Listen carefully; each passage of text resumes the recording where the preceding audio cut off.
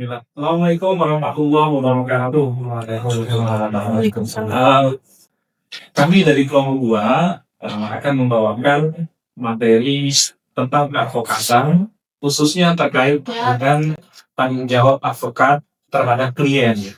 Hal ini menjadi penting karena memang advokat dari satu sisi yang memiliki peran sebagai officio mobile, memberi keberadaannya di masyarakat. Mungkin kami akan bahas dari tinjauan tanggung jawab dan profesionalitas advokat dalam menjalankan fungsinya. Bersama kami hadir saat ini Nazim Torik, kemudian Sekra Kemawal, Firmansyah, dan Insan. Kami akan bawakan beberapa materi tanggung jawab advokat terhadap klien dan tanggung jawab. Untuk yang pertama akan dibantu oleh Nazim Torik berkaitan dengan penyelesaian advokat dan bagaimana posisi hukumnya. Konteksnya jelas dari tinjauan tanggung jawab advokat pada klien. Silakan Mas Alvin. Terima kasih Bang Ki. Di sini saya akan menjelaskan apa sih pengertian advokat dan posisi hukumnya dalam sistem peradilan. Berdasarkan Undang-Undang Nomor 18 Tahun 2003 sama advokat adalah orang yang berprofesi memberikan jasa hukum baik di dalam maupun di luar pengadilan. Jasa hukum tersebut meliputi konsultasi hukum, bantuan hukum, pendampingan hingga pembelaan pidana. Advokat memiliki kedudukan yang independen dan setara dengan penegak hukum lainnya, seperti hakim, jaksa, dan kepolisian. Independensi ini dimaksudkan agar advokat dapat membela kepentingan klien secara bebas tanpa tekanan dari pihak manapun. Namun, independensi tersebut bisa membawa konsekuensi berupa tanggung jawab. Advokat tidak hanya bertanggung jawab kepada klien, tetapi juga kepada hukum, etika profesi, dan keadilan. Dengan demikian, dapat disimpulkan bahwa fungsi advokat sangat strategis sehingga dalam menjalankan profesinya diperlukan profesional, berintegritas, dan bertanggung jawab. Selanjutnya, tanggung jawab moral dan etika advokat akan disampaikan oleh saya. Apabila berbicara mengenai tanggung jawab advokat, maka apa yang moral dan etika profesi merupakan hal yang tidak dapat mencapai dari kalangan advokat. Advokat bukan hanya bekerja dalam hukum berkulit, tetapi juga berdasarkan nilai etika yang meletakkan profesinya sebagai officio mobile. Secara yuridis, kewajiban ini didasarkan dalam Undang-Undang Advokat. Dalam pasal ayat 2 disebutkan bahwa advokat wajib menjunjung hukum, keadilan, dan kebenaran dalam menjalankan profesinya. Ketentuan ini menunjukkan bahwa advokat tidak dibenarkan berpihak undang-undang namun pembelaan terhadap klien. Selain itu, advokat juga diberikan pada Kolegium Advokat Indonesia yang jadi pedoman dalam bersikap bertindak baik terhadap klien bersama advokat maupun terhadap aparat penegak hukum lainnya. Kolegium ini bertujuan untuk menjaga kemampuan profesi dan kepercayaan masyarakat terhadap advokat. Beberapa kewajiban utama secara etika dan hukum adalah menjaga melayani klien. Hal ini secara tegas diatur dalam pasal 19 ayat 1 Undang-Undang Advokat. Selain itu, advokat juga wajib dekat jujur dan objektif, termasuk tidak menjadikan penangan kepada klien. Advokat juga wajib menghindari konflik kepentingan, dekat menjaga sikap dan perilaku yang mendahulukan penghormatan profesinya. Dengan demikian, pembelaan terhadap klien harus tetap dilakukan dalam koridor etika dan hukum. Loyalitas pada klien yang tidak dapat dijadikan alasan untuk melanggar nilai-nilai moral, profesional, dan etis yang melekat pada profesi advokat, terlebih jika tindakan tersebut dapat mengancam martabat pengadilan. Ketentuan mengenai tanggung jawab moral dan etika advokat ini bukan hanya bersifat normatif, tetapi memiliki konsekuensi hukum yang nyata jika dilanggar. Sebagaimana dapat kita lihat mengenai kasus yang akan dibahas pada sesi berikutnya.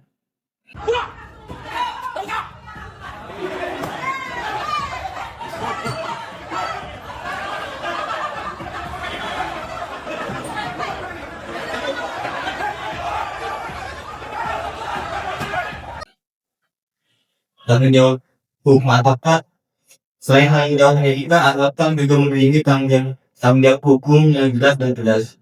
Dalam menjalankan profesinya, advokat wajib memberikan aturan hukum sesuai dengan peraturan perundang-undangan. Yang kedua adalah membela kepentingan klien secara sungguh-sungguh dan profesional. Yang ketiga, tidak memberikan keterangan palsu, memanipulasi data, alat bukti atau menghalangi proses peradilan. Yang keempat adalah keterangan dalam penipuan dan penggunaan biaya tersebut. Apabila apakah melanggar kewajiban tersebut, maka ia dapat dikenakan sanksi. Mulai dari sanksi etik, organisasi di advokat, sanksi administratif, hingga sanksi pidana apabila terdapat unsur tindak kejahatan. Dengan demikian, advokat bukanlah profesi yang paling kumuh. Justru karena posisinya sebagai penegak hukum, advokat dituntut untuk memberikan ketaatan terhadap hukum. Dampak dan harapan klien terhadap advokat. Dari titik klien terdapat beberapa hak yang wajib dipenuhi oleh advokat. Maka tersebut antara lain hak untuk memperoleh informasi yang lengkap dan jujur mengenai perkembangan perkara. Selanjutnya hak untuk menjalin komunikasi yang wajar dan terbuka dengan advokat. Selanjutnya hak untuk mengetahui utara biaya data hukum serta merintiasnya secara transparan. Yang terakhir hak untuk memperoleh pembelaan hukum yang profesional dan tanpa diskriminasi. Dalam akhirnya, klien menaruh kepercayaan besar kepada advokat. Oleh karena itu, hubungan antara klien dan advokat sering disebut sebagai hubungan kepercayaan atau fiduciary relationship. Kepercayaan inilah yang harus dijaga oleh advokat melalui sikap profesional, transparan, dan juga tanggung jawab. Oke, jadi kalau tadi lanjut ke depan ya. Jadi kalau di sebelumnya kita timbulin bahwa advokat sebagai opini atau delay memang menjadi kewajiban di dia untuk membela klien. Namun dalam menjalankan fungsinya tidak bisa lepas dari standar etika moral dan profesionalisme gitu kira-kira. Dan dari sisi hukum juga diatur di Undang-Undang Nomor 18 Tahun 2003 dan dari sisi kolektif juga ada kode etik advokat Indonesia. Mungkin teman-teman izin untuk lebih mengenal kepada konteks tanggung jawab hak kepada klien, kita coba bawakan kasus ya. Ada kasus, salah satu kasus yang cukup viral selama ini. Firdaus Oyibowo yang bersangkutan itu merupakan advokat dari Rasman Sution versus kalau nggak tahu Pak Harik dan kasus pidana yang pencemaran nama baik gitu ya. Pencemaran nama baik itu gimana lagi kalau nggak di sini ya psikologi ya itu sebenarnya tanggung jawabnya. Kira-kira dari sisi mana mau tanggung jawabnya yang etika moral mana yang perlu kita bahas dalam konteks ini ya. Mungkin Mas Firman bisa jelasin jadi ya. Dari konteks Pak Firdaus Oyibowo ini merupakan sebuah advokat yang melakukan sebuah kesalahan dikarenakan dia melanggar sebuah kode etik bagi dalam advokat dan juga itu tidak sesuai dengan standar yang harus dilakukan oleh sebuah advokat dan sedang belajar di pengadilan. Ya, betul. Oke.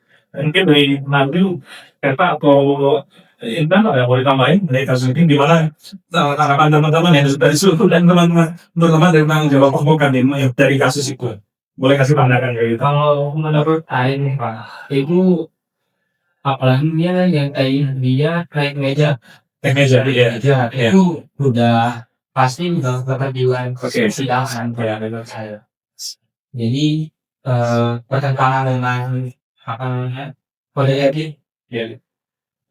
gitu. Oke. Kalau dari Kata, Kalau dia dalam pandangan ini yang kode etik, ya, tindakan maksiat dan melalui meja persidangan terus merupakan pelanggaran dan tidak beretika dalam Indonesia. Advokat sebagai ofisi memilih kewajiban untuk dengan penghormatan dan mengangkat profesinya. Termasuk bersikap sopan dan menghormati pengadilan. Lalu baik lalai dengan profesi, tindakan tersebut juga mendampingkan kegagalan dalam perjalanan tanggung jawab moral sebagai advokat. ya. Kalau misalnya saya moralnya, advokat dituntut untuk mengadilkan sikap, menjalankan dan menjaga wibawa keadilan. Terlepas dari tekanan atau emosi dalam membela klien, jadi tidak ada pembelaan atau dia membela klien atau menghormati keadilan atau menghormati pihak lain. Iya, kenapanya betul. Jadi kalau membela klien, tanggung jawab dia, tapi jangan lepas dari etika kita, termasuk berada dalam pengadilan, ya. Konteks seperti itu kali ya. Jadi memang dari catatan penting juga ya bahwa etika itu menjadi hal yang penting kan. Dari Insan mungkin apa Bang? Dari perspektif hukumnya itu Ya.